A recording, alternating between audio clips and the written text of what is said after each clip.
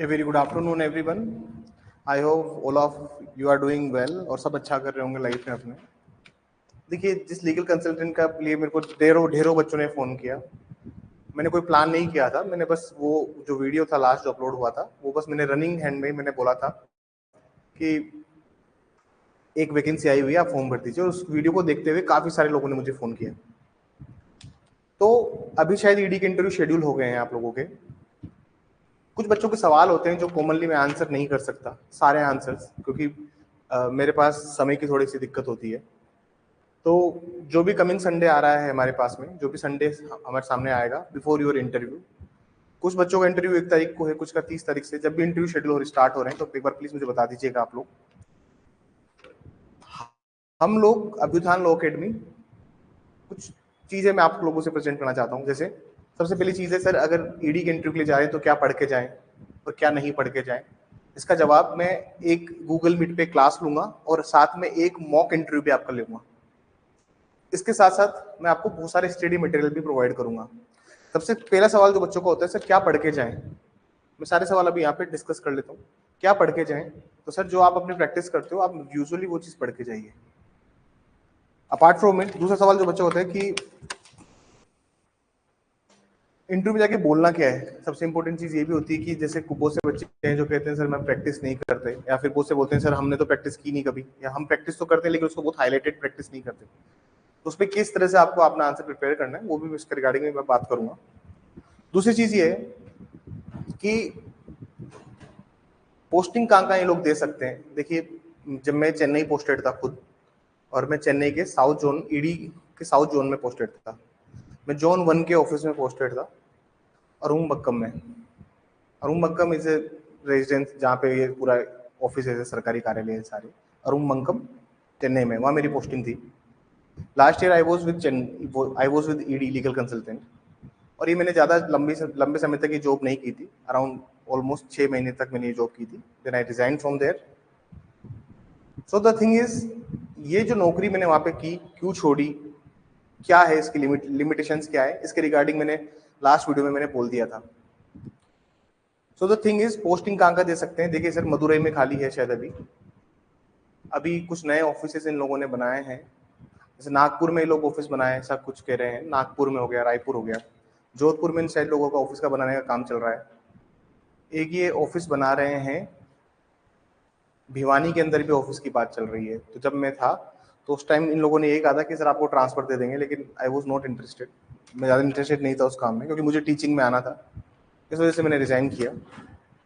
Apart from it, इसका कुछ बच्चों का भी सवाल था कि सर अगर टेन्योर एक्सपायर हो जाएगा, जैसे 2 साल 3 साल का कॉन्ट्रैक्ट जो है टेन्योर, जितना भी इन लोगों ने इस बार रखा है, अगर सर वो टेन्योर एक्सपायर हो गया एक बार, तो फिर ये लोग क्या करते हैं, उसको रिन्यू नहीं करते। डेफिनेटली उसको रिन्यू किया जाता है। और जहाँ पे भी आप प्रैक्टिस करते हो वहाँ पे फिर आप अप्लाई कर सकते हो डिपार्टमेंट में ही। डिपार्टमेंट में क्या होता है, स्पेशल पब्लिक प्रोसिक्यूटर अपॉइंट होते हैं, जिनकी भी प्रैक्टिस को 7 साल हो चुके हैं। अगर आपने ईडी में काम किया है, अगर आप ईडी में काम करते हैं लगातार 3-4 साल, 5 साल तक, बहुत सारे अपॉर्चुनिटी, बहुत सारे रास्ते आपके लिए निकलते हैं। जैसे आपने अगर 5 साल काम किया है, अगर आपने फेमा, फेरा और पीएमएलए को अच्छे से एग्जामिन किया है, तो कोई भी अच्छी सी लॉ फर्म आपको हायर कर लेगी दिल्ली बेस्ड। क्योंकि देखिए, अपीलेट ट्रिब्यूनल फेमा हो या अपीलेट ट्रिब्यूनल फेरा हो, ये सारे के सारे जो भी सिचुएटेड है, ये सारे दिल्ली में ही सिचुएटेड है। इसमें बहुत ज़्यादा सेंट्रलाइजेशन ऑफ पावर है। जितनी भी अपीलेट ट्रिब्यूनल की अपील आती है, सारी दिल्ली में ही आती है। तो आप दिल्ली में सारी की जितनी भी लॉ फर्म से आप उनको अप्रोच कर सकते हैं, और आपको अच्छा पे होगा अगर आपने 3-4-5 साल तक लगातार काम किया है तो। या फिर आप क्या कर सकते हैं, डिपार्टमेंट के अंदर ही आप उनके एडवोकेट बन सकते हैं। आप क्या कर सकते हैं, डिपार्टमेंट के अंदर ही स्पेशल पब्लिक प्रोसिक्यूटर के लिए आप अप्लाई कर सकते हैं, और वो भी चीज़ बनाते हैं। जो भी लोग मेरे सीनियर थे इस डिपार्टमेंट में, तो उन लोगों को किसी को बनाया गया था चेन्नई के अंदर भी। तो उन लोगों को भी मैं जानता हूँ जिनको 5-5-6 साल तक लीगल कंसल्टेंट के पोस्ट पे हो गए थे, फिर उनको प्रमोट करके वो बना दिया था उन्हें। ये टेम्परेरी बेसिस पे होता है जनरली। जब आप एडवोकेसी करते हैं और आप स्पेशल पब्लिक प्रोसिक्यूटर बनते हैं, तो अपार्ट फ्रॉम इट आप अपनी प्रैक्टिस भी कैरी फॉरवर्ड कर सकते हो, और ईडी के भी आप एडवोकेट होते हो। ठीक है, क्योंकि आपने उस फील्ड में सफिशिएंटली काम किया है, 3-4 साल 5 साल तक काम किया है, तो आपको ऑलमोस्ट एक्सपीरियंस हो जाता है। तो जैसे आपके 7 साल कंप्लीट होते हैं एक्सपीरियंस के, then you can join there. हम लोग क्या क्या ऑफर करेंगे, जैसे मैं एक सेशन लेने की सोच रहा हूँ, क्योंकि मेरी टीम ने डिसाइड किया कलेक्टिवली कि सर आप इसका एक मॉक इंटरव्यू ले लीजिए और एक गूगल मीट पे क्लास रख लीजिए 1-1.5 घंटे की, इसमें को थोड़ा बता देना। तो सबसे पहले मैं आपको क्या क्या ऑफर करूंगा, एक तो मॉक इंटरव्यू हमारा होगा जिसमें मैं क्या क्या सवाल वो लोग यूजुअली पूछते हैं। उसके अलावा मैं आपको स्टडी मटेरियल भी दूंगा। स्टडी मटेरियल मतलब फेमा, फेरा और पीएमएलए के जितने भी केसेस आए हैं, विजय मदन लाल चौधरी के बाद में जितने भी अपडेट्स अभी तक आई है इस केस में, वो सब भी मैं आपको प्रोवाइड करूंगा। रिसेंटली क्या क्या जजमेंट्स आए इस केस के अंदर, मैं वो भी आपको प्रोवाइड करूंगा। क्या क्या यूजुअली क्या क्या काम होते हैं वहाँ पे और क्या क्या चीज़ आपको बतानी चाहिए जिससे आपका सिलेक्शन का चांसेस हाई हो, मैं उसके रिगार्डिंग में आपसे बात करूंगा। मैं आपको केस लॉस की लिस्ट भी प्रोवाइड करूंगा, पीएमएलए, फेमा और फेरा के, कि कौन कौन से लैंडमार्क जजमेंट्स हैं। क्योंकि देखिए जब आप वहाँ जाएंगे तो आपको एक छोटा सा टेस्ट भी लिया जाएगा, वहाँ पे आपका टेस्ट भी होगा, आपका एक पेपर भी कंडक्ट करवाया जाएगा इसमें 2 सवाल आपसे पूछे जाएंगे और उसका आपको 10 से 15 मिनट में आंसर लिखना है। लास्ट टाइम जब मैं गया था तो विजय मदन लाल चौधरी उन्होंने पूछा था, तो इस बार हम सोच सकते हैं कि ऐसे कुछ उन्होंने और भी कोई केस वो लोग पूछ सकते हैं। तो मैं आपको केसेस की लिस्ट दे दूंगा कि इस केस में ये हेल्ड किया, इस केस में हेल्ड किया। मैं एक लिस्ट ऑफ केसेस प्रिपेयर करके आपको मटेरियल के रूप में दूंगा। मैं आपको ये भी बताऊंगा कि फेमा, फेरा, पीएमएलए और आईबीसी इंसॉल्वेंसी बैंक्रप्सी कोड के अंदर कौन कौन से प्रोविजन आपको पढ़ने चाहिए। क्योंकि देखिए ईडी में सिर्फ काम पीएमएलए का नहीं होता है, ईडी में काम फेमा का भी होता है, फेरा का भी होता है। उसके साथ में आईबीसी के प्रोविजंस भी आपको आने चाहिए, क्योंकि एनसीएलटी से लगातार नोटिस आते हैं और उन पे आप ही को काम करना होता है। उनका रिप्लाई तैयार करना, उनका रीजॉइंडर तैयार करना, सब आप ही को तैयार करना पड़ता है। तो आपको थोड़ा बहुत मैं उस प्रोविजन के रिगार्डिंग में मैं बताऊंगा।